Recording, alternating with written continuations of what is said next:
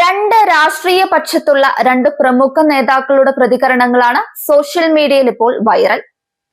ഒന്ന്, തന്നെ സോഷ്യൽ മീഡിയയിൽ അധിക്ഷേപിച്ച മുസ്ലിം ലീഗ് പ്രവർത്തകനോട് ക്ഷമിച്ച് ചേർത്ത് പിടിച്ച ലിൻഡോ ജോസഫ് MLA ആണ്. മറ്റൊന്ന്, വിദ്യാഭ്യാസ വകുപ്പ് മന്ത്രി വി ശിവൻകുട്ടിയെ അധിക്ഷേപ വാക്കുകൾ പറഞ്ഞ പ്രതിപക്ഷ നേതാവ് VD സതീശന്. ഇത് രണ്ടും രണ്ട് രാഷ്ട്രീയവും രണ്ട് സംസ്കാരവുമാണെന്നാണ് മന്ത്രി MB രാജേഷ് ഫേസ്ബുക്കിൽ കുറിക്കുന്നത്. പ്രതിപക്ഷ നേതാവ് പുസ്തകം വായിച്ചിട്ട് എന്താണ് പ്രയോജനമെന്നാണ് മന്ത്രി ചോദിക്കുന്നത്. പ്രതിപക്ഷ നേതാക്കളുടെ ഇത്തരം പ്രവൃത്തികൾ ഇന്നോ ഇന്നലെയോ തുടങ്ങിയതല്ലെന്നും MB രാജേഷ് ചൂണ്ടിക്കാട്ടുന്നുണ്ട്. ലിൻഡോയും പ്രതിപക്ഷ നേതാവും രണ്ട് രാഷ്ട്രീയം, രണ്ട് സംസ്കാരം. ലിൻഡോ ജോസഫ് ആ പാപിയെ വെറുത്തില്ല. ഗാന്ധിജി പറഞ്ഞ പോലെ പാപത്തെ മാത്രം വെറുത്തു. യേശുവിനെ പോലെ ശത്രുത കാണിച്ചയാളോടും പുറത്തു.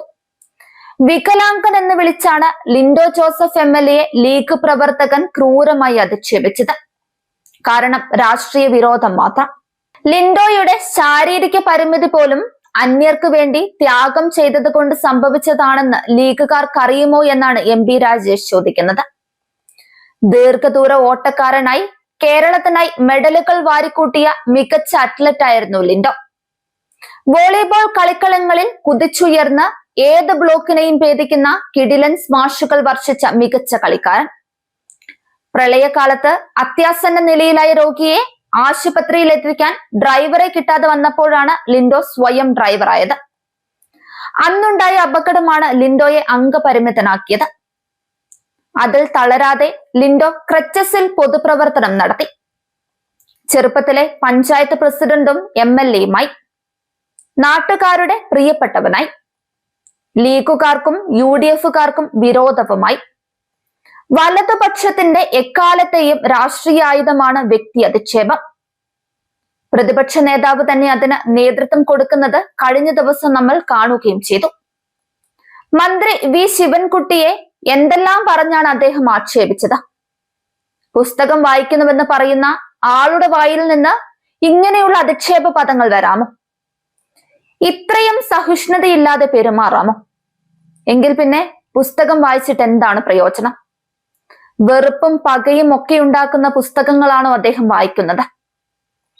പ്രതിപക്ഷ നേതാവ് എന്നൊക്കെ പറയുമ്പോൾ രാഷ്ട്രീയമായി വിമർശിക്കുമെന്നല്ലേ പ്രതീക്ഷ? പ്രതിപക്ഷ നേതാവ് തന്നെ എതിരാളികളെ വ്യക്തിപരമായി ആക്രമിക്കാൻ മാതൃക കാണിച്ചാൽ പിന്നെ അല്ലെങ്കിലേ തെറിക്കൂട്ടമായി മാറിയ അണികൾക്ക് എന്താണ് പറഞ്ഞുകൂടാത്തത്? ഇത് ഇന്ന് തുടങ്ങിയതല്ല. മഹാനായ EMSനെ അവർ വിളിച്ചത് വിക്കൻ എന്നാണ്. പ്രഗൽഭനായ മുണ്ടശ്ശേരിയെ മുണ്ടശ്ശേരി മണ്ടേലെന്താ ചകിരിച്ചോറോ ചാരായമോ എന്ന്, ഗൗരിയമ്മയെ ഗൗരി ചോത്തി എന്ന്, കാലൻ എന്ന് വിളിച്ചിട്ടും ഗോപാലന്തേ പോകാത്തു എന്ന് AKG ആശുപത്രിയിൽ കിടക്കുമ്പോൾ വിളിച്ചവരാണിവർ. അവരുടെ പിന്മുറക്കാരായ ഇന്നത്തെ യുവ നേതാക്കൾ മരണാനന്തരവും AKGയെ അധിക്ഷേപിച്ചു കൊണ്ടിരിക്കുന്നു. മരിച്ചാലും തീരാത്ത പക. ചെത്തുകാരന്റെ മകൻ കരിങ്കുരങ്ങ് കിടുങ്ങാക്ഷിയമ്മ കോവിഡ് റാണി വെറും സൈബർ ഗുണ്ടകളുടെയല്ല, UDFന്റെ തല മുതിർന്ന നേതാക്കളുടെ സമീപകാല മൊഴിമുത്തുകളാണിതൊക്കെ.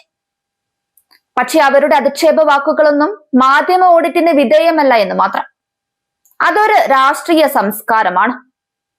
എതിരാളികളെ ആക്ഷേപിച്ച് ശീലമായപ്പോൾ സ്വന്തം നേതാക്കളോടും വിയോജിപ്പുള്ള എല്ലാവരോടും ഈ ഭാഷ പ്രയോഗിച്ചിട്ടുണ്ട്.